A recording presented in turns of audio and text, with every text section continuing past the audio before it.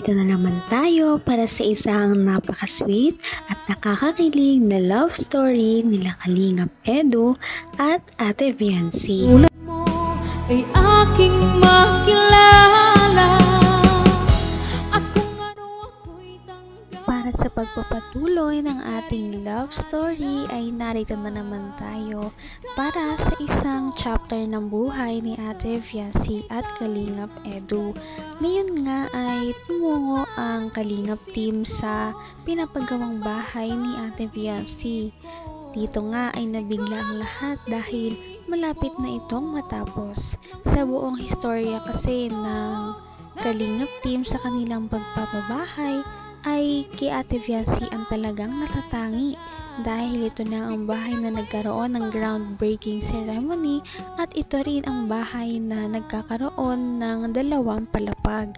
Kaya one of a kind talaga ang pinagawa nilang bahay kay Ate Viancy at ito na nga ang progress.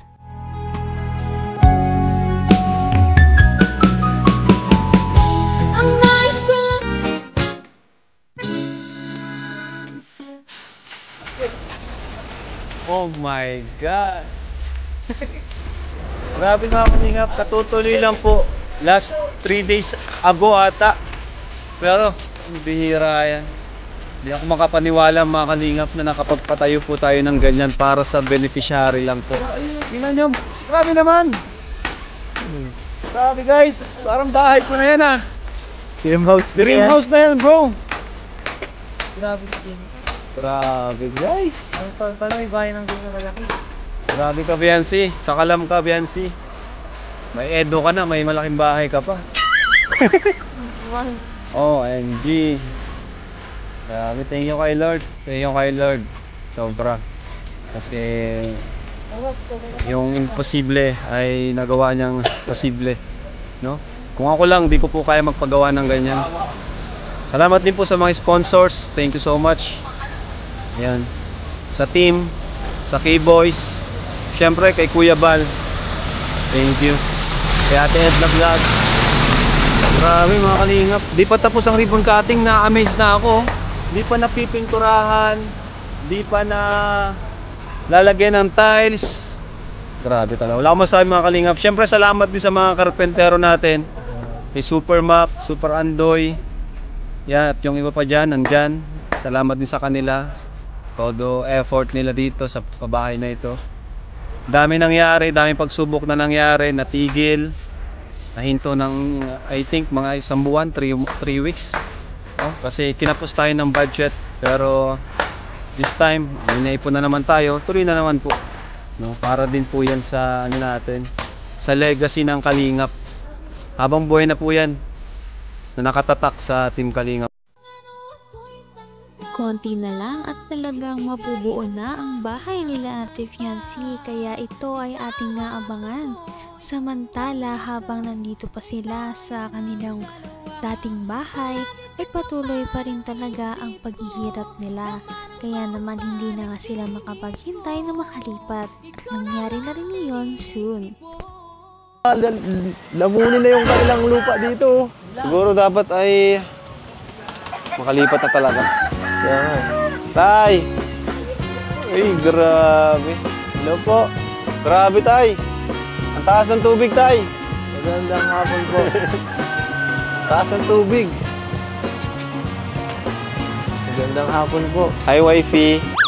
Grabe naman si wifey. Wifey, oh. Diyan ko na muna yung... Pasok po.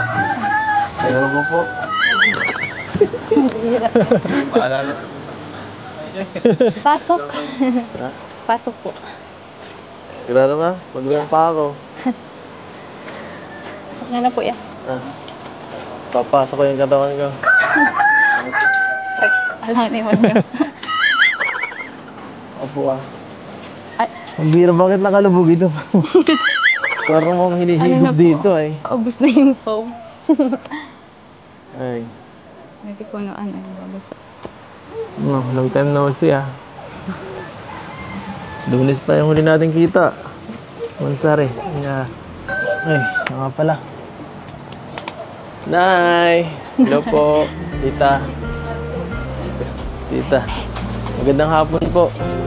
Grabe, busy pa kayo mag-ano. Ay, masarap yan. Sige po. Gusto yung tulong po? Ano po ako dyan? Kailangan ng backup? Ay, hindi na. Ay, sige lang po. Ay, grabe. Saba. Kamukha na yung ano ko unan eh.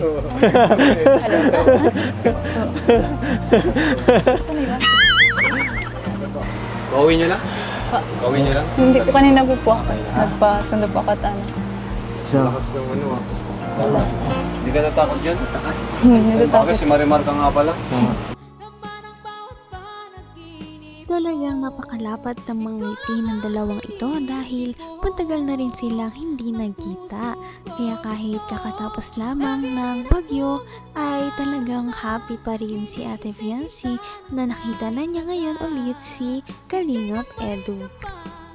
Ano kaya ang dahilan kung bakit siya pumunta? Kita mahal. Nay! Hello po, tita. Tita. Magandang hapon po. Grabe, busy pa kayo mag-ano. Ay, masarap yan. Sige po. Gusto yung tulong po? Ano po ako dyan? Kailangan ng backup? Ay, hindi na. Ay, sige lang po. Ay, grabe. Saba. Kamukha na yung ano ko unan eh.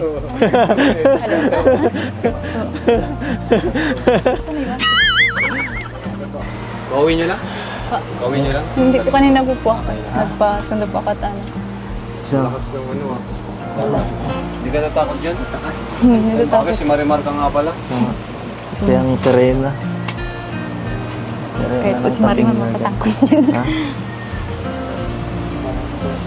Ano? Okay ba yan? Grabe naman. Paano walang ilaw tayo? Kulay blue kasi ang ilaw niya dito.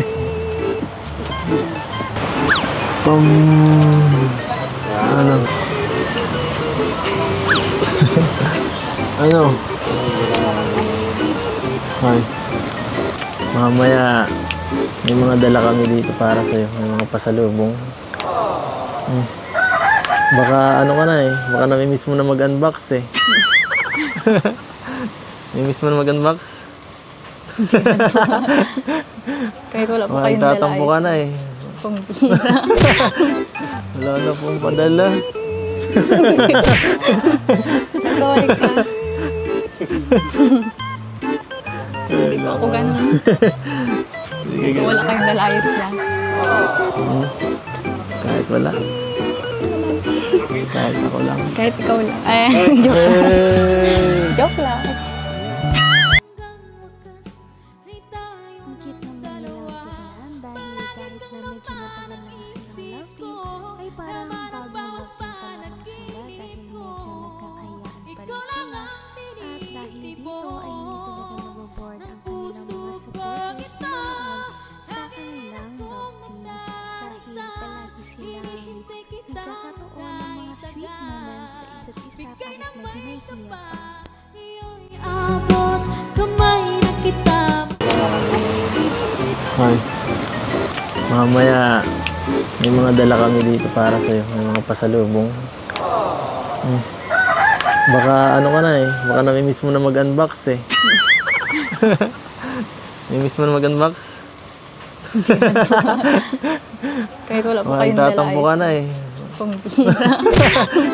Wala na pong padala. Sorry ka. Hindi po ako ganun. Kahit wala kayong dala, ayos lang. Kahit wala. Kahit ako lang. Kahit ikaw lang. Joke lang. Joke lang. Puro ka joke. Tutuhanin mo naman.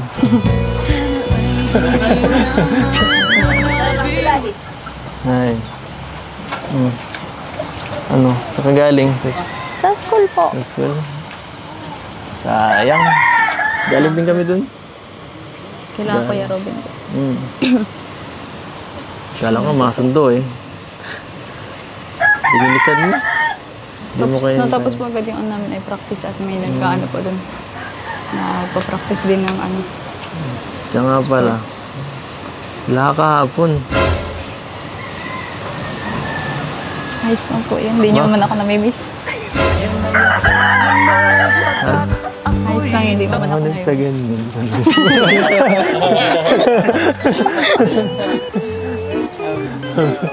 Ano?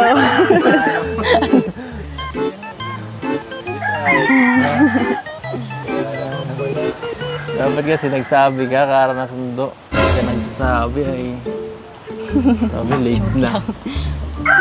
Maulan po baga kahapon. Kutsi naman ako. Napakasimple talagang babae ni Ate Viancy dahil sinabi niya na kahit wala daw dala ang buong Kalingap team sa kanilang pagbisita ay masaya na siya. Kaya naman ang mga ganitong tao ay talaga namang masayang pagpalain. Kaya ang makikita na natin ang mga binigay ng Kalingap team sa kanila sa susunod nating video. Napaka-sweet talaga nila at napakabait ng tambalang ito kaya maraming sumusuporta. Kaya naman sana ipatuloy natin silang suportahan at mahalin si Viancy, si Kalingap Edu at ang Kalingap team. Yun lamang at maraming salamat sa panonood. Abangan natin kung magkakatuluyan ba talaga si Kalingap Edu at Viancy. Hanggang sa muli! Bye!